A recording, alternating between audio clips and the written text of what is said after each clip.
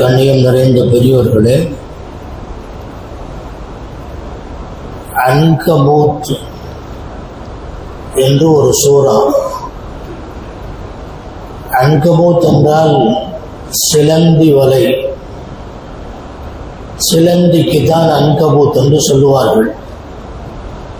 மஸலுல்லதீன இத்தகது மின் தூனில்லாஹி அவுலியா,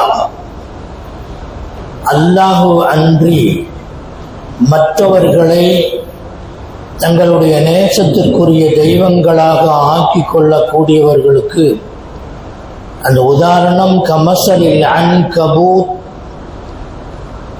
ஒரு சிலந்தி வலையை போல. இத்தகதத் பைத்தன், அது ஒரு வலையை பின்னி எடுத்தது. وَإِنَّ أَوْهَنَ الْبُيُوتِ لَبَيْتُ الْعَنْكَبُوتِ, கூடுகளில் வலைகளில் மிக மிக பலகீனமானது சிலந்தி வலை என்று அல்லாஹ் சொல்லுகிறான். சிலந்தி நாம் பார்த்திருக்கிறோம், ஒரு வலையை பின்னி அதிலே தொங்கிக் கொண்டிருக்கும். அக்கம்பக்கம் வருகின்ற ஈக்களை கொன்று அதை தன்னுடைய இரையாக ஆக்கிக் கொள்ளும்.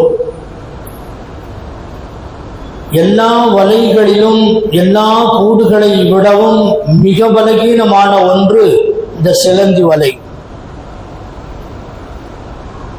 வேகமான காற்று அடித்தால் அது கலைந்து விடும். கையால் அதை அடிக்க வேண்டிய அவசியம் இல்லை. காற்று வேகமாக அடித்தால் கலைந்து விடும்.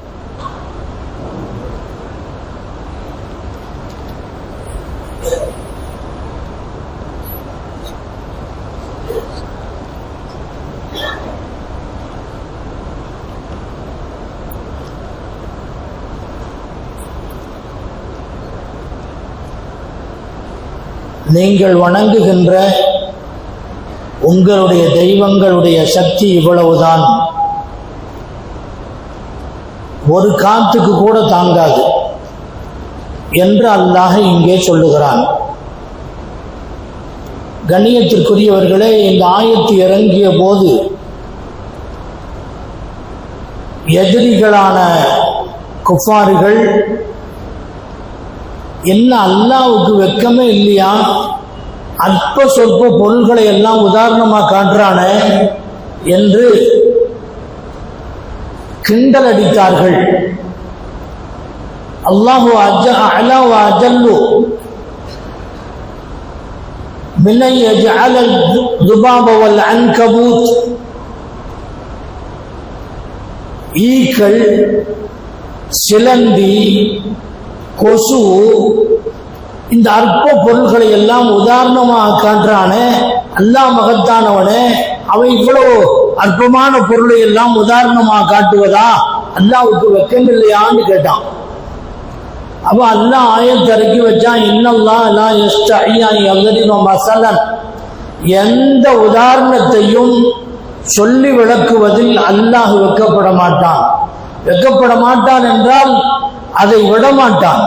ஒரு விஷயத்தை, ஒரு கருத்தை, கண்ணால் காண முடியாத, புலன்களுக்கு எட்டாத ஒரு பொருளை உதாரணம் காட்டி அதை விளக்குவதற்கு உதாரணங்கள் சொல்லுகின்ற பழக்கம் உண்டு.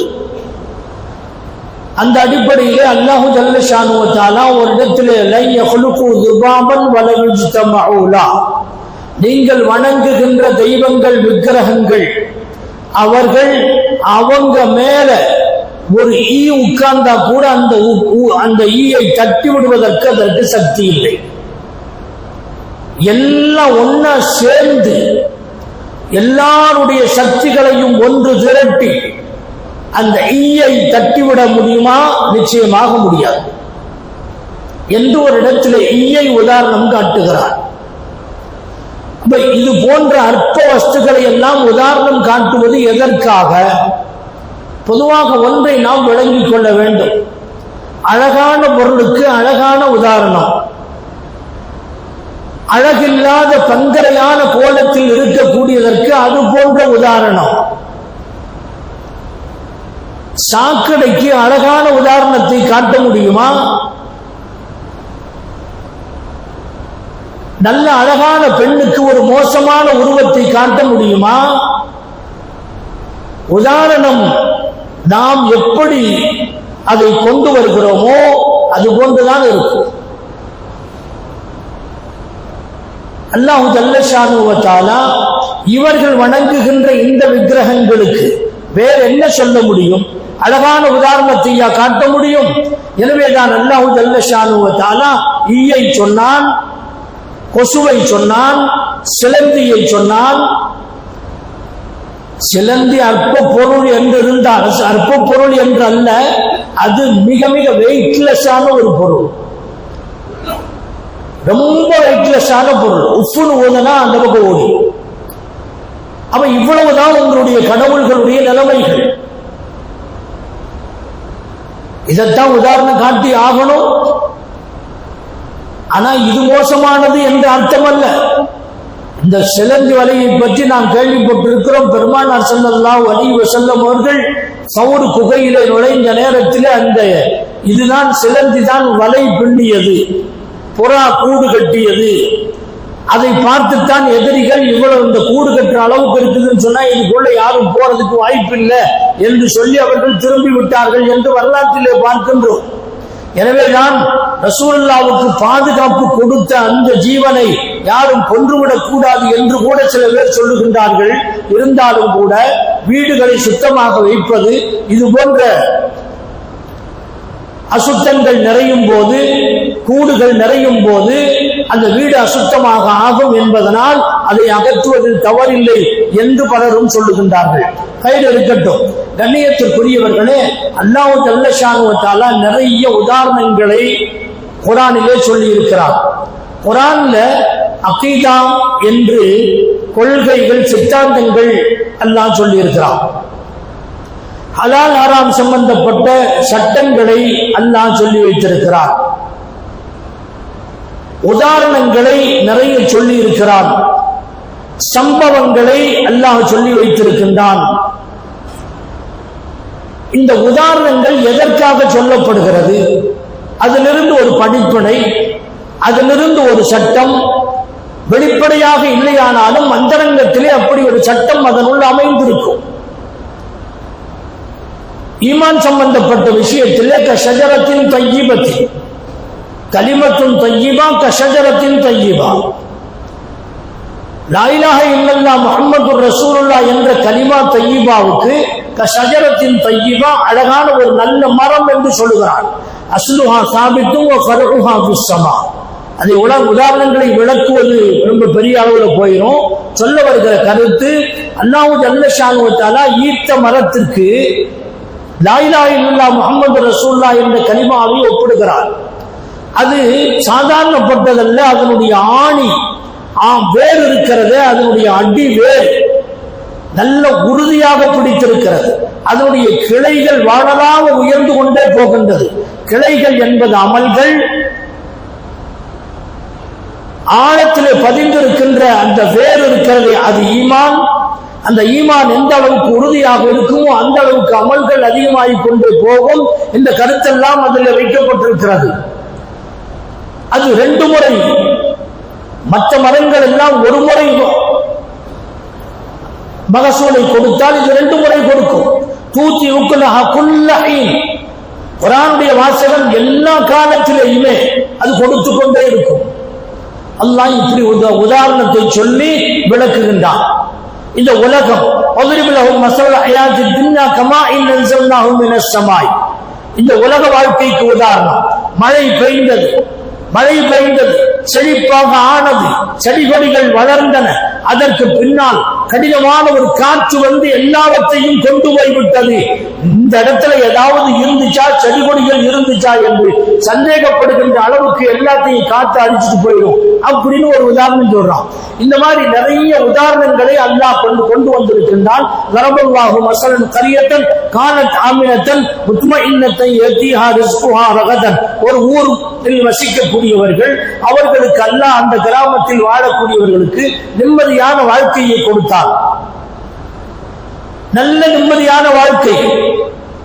அவர்களுக்கு ரிஸ்கை எந்த விதமான எதிர்பார்ப்பும் இல்லாமல் எங்கிருந்தாவது அல்லாஹ் ரிஸ்கை கொண்டு வந்து கொடுத்து விடுவான். நிம்மதியான வாழ்க்கையை வாழ்ந்து கொண்டிருந்தார்கள். ஆனால் அந்த நியமத்துக்கு அவர்கள் துரோகம் செய்த காரணத்தினாலே அத்தனையும் அல்லாஹ் தூக்கிவிட்டான். அவர்களுக்கு பயத்தை கொடுத்தான். பசி என்ற ஆடையை கொடுத்தான். பசியை ஒரு ஆடையை போன்று அல்லாஹ் ஓமைப்படுத்தி இருக்கிறார். லிபாஸல் ஜூஇ வல் ஹௌஃபி, பயம் என்ற ஒரு ஆடையை அல்லாஹ் அணிவித்தான். இந்த ஆடை என்று சொல்லுவது, பசியை ஒப்பிடுவது, இதெல்லாம் ஓமை காட்டி பேசுவது. இப்படி ஓமை காட்டி பேசினால் சிறந்த முறையிலே விளங்கும் என்பதற்காக வேண்டி அல்லாஹ் உதாரணங்களை பல இடங்கள்ல சொல்றான். இந்த மாதிரி பல உதாரணங்கள், நிறைய உதாரணங்களை அல்லாஹ் சொல்லி வைத்திருக்கிறான்.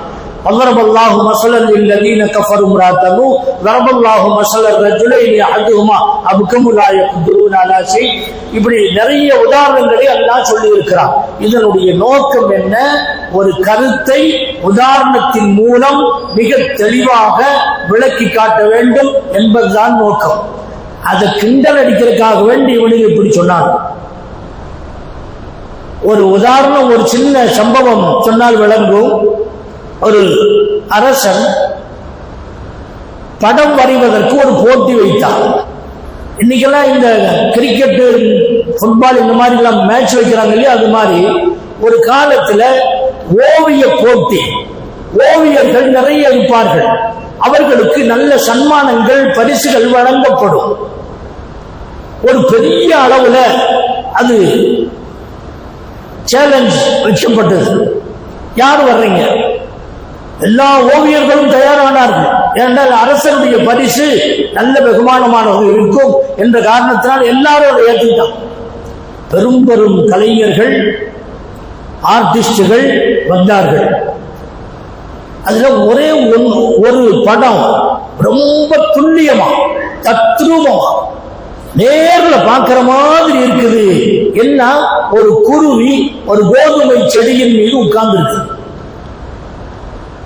அதை பார்த்த உடனே அவனுக்கு ஆச்சரியமா இருக்குது. என்ன உள்ள பக்கத்துல இருக்கிற மாதிரி தெரியும். கையால வரைஞ்சிருக்கான், கையாலதான் வரைஞ்சிருக்கான். ஆனா தத்ரூபமா நேரடியா பார்க்கிற மாதிரியே இருக்கு. எல்லா படங்களையும் ஓரமா வச்சுட்டு அந்த படத்துக்கு பரிசு என்று அறிவித்ததோடு மட்டுமல்லாமல், இதில் யாராவது குறை காண்பவர்கள் இருந்தால் உடனடியாக அரசவைக்கு தெரியப்படுத்தும் என்று பிரதம வாயிலே அது ஒட்டப்பட்டிருக்கிறது. பெரிய கலைஞன், ஒரு பெரிய ஆர்டிஸ்ட் ஒருத்தன் வந்தான். அதை பார்த்தான். அதுல ஒரு குறையை கண்டுபிடிச்சான். என்ன குறை? கோதுமை செடி நேரா இருக்குது, அது மேல ஒரு குருவி உட்கார்ந்துருக்கு. இதை தத்ரூபமாக வரைந்திருக்கிறார். குறை சொல்லக்கூடியவர் அரசிடத்திலே போய் சொன்னார், இதிலே ஒரு குறை கண்டிருக்கிறேன். குறை காண்பவர்களுக்கு பரிசு என்று சொன்னீர்கள், எனவே நான் ஒரு குறையை சொல்கிறேன். என்ன குறை? அந்த தண்டு நேரா நிக்குது. செடியினுடைய தண்டு நேரா நிற்கும் போது அது மேல ஒரு லேசான தண்டு தான். கோதுமையுடைய செடி அப்படித்தான் இருக்கும். அதுல ஒரு குருவி உட்கார்ந்தா அதனுடைய வெயிட், அதனுடைய கனம் தாங்காமல் அந்த தண்டு லேசா வளையணும். ஆனா வளையாம நேரா நிக்குது. இப்படி வரைந்திருக்க கூடாது. எனவே இயற்கை நிலை எதுவோ அதை வைத்துத்தான் படத்தை வரைய வேண்டும். வரைந்தவர் நேரா நின்றா அழகா இருக்கும்னு நினைச்சிட்டு வரைஞ்சிட்டாரு. ஆனா நேரா நிக்க கூடாது, இந்த வளையணும், வளைஞ்சாத்தான் அது இயற்கைக்கு ஒத்து வரும் என்று சொன்ன போது அவருக்கு பரிசு கொடுத்தார் அந்த அரசர். இந்த உதாரணம் எதற்கு சொல்லப்படுகிறது என்று சொன்னால், ஒரு உதாரணத்தை இப்ப வளைவு இருந்தா தான் அது சரியா படும், வளைவு இல்லைன்னா அது சரியில்லை என்று ஆர்டிஸ்டுகள் சொல்லுவார்கள். அதே போன்று மோசமான அசுத்தமான ஒரு பொருளுக்கு உதாரணத்தை காட்டும் போது அசுத்தைத்தான் சொல்ல வேண்டும். சுத்தமான பொருளாக அழகான பொருளாக இருந்தால் அழகான பொருளைத்தான் உதாரணமாக காட்டுவோம். எனவே உதாரணத்தில் காட்டும் விஷயத்திலே அல்லாஹ்வின் மீது குறை சொல்லக்கூடிய இவர்கள் குறை உள்ளவர்கள் என்று அல்லாஹ் ஜல்ல ஷானஹு வ தஆலா வலியுறுத்துகின்றான். மஸலுல்லதீன இத்தஹது மின் தூனில்லாஹி அவ்லியா கமஸலில் அன்கபூத் இத்தஹதத் பைத்தா வ இன் அவ்ஹனல் புயூத் லபைத்துல் அன்கபூத் லவ் கானூ யஅலமூன். அல்லாஹ் அல்லாத தெய்வங்களுக்கு எந்த சக்தியும் இல்லை, அவருடைய சக்தி ஒன்றும் இல்லாமல் போகும் என்ற கருத்தை அல்லாஹ் நம்ம வைத்திருக்கின்றான். அல்லாஹு ஜல்ல ஷானு வ தஆலா அவனுடைய வார்த்தைகளை புரிந்து அமல் செய்யக்கூடிய தௌஃபீகை தந்தருவானாக. ரப்பனா தகப்பல் துஆனா وصلاتنا وصيامنا وقيامنا وركوعنا وسجودنا وتضرعنا وتخشعنا وتمم تقصير أعمالنا إنك على كل شيء قدير. صل على النبي سيدنا محمد وآله وصحبه أجمعين والحمد لله رب العالمين. صلى الله عليه